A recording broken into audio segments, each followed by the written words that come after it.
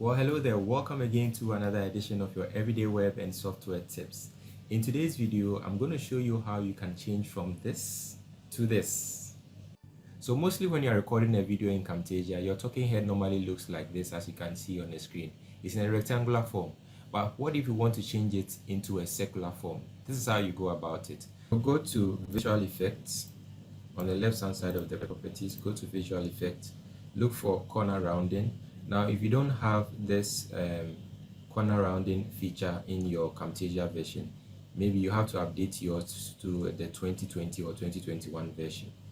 Now once you have that in here, you just drag and drop it on the video. Now as you can see, it's a rectangle.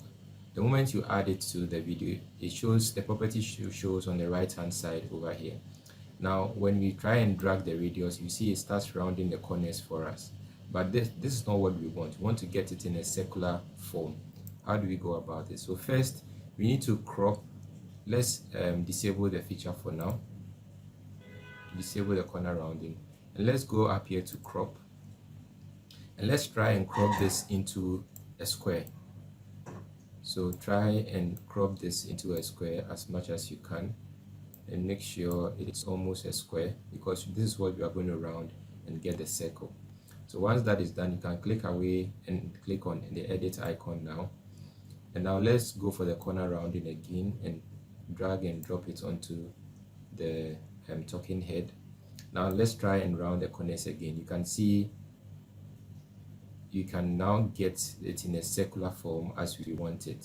So now when we hit play on our timeline or on our keys, when we hit on the play button, now you can see our talking head is in a circular format.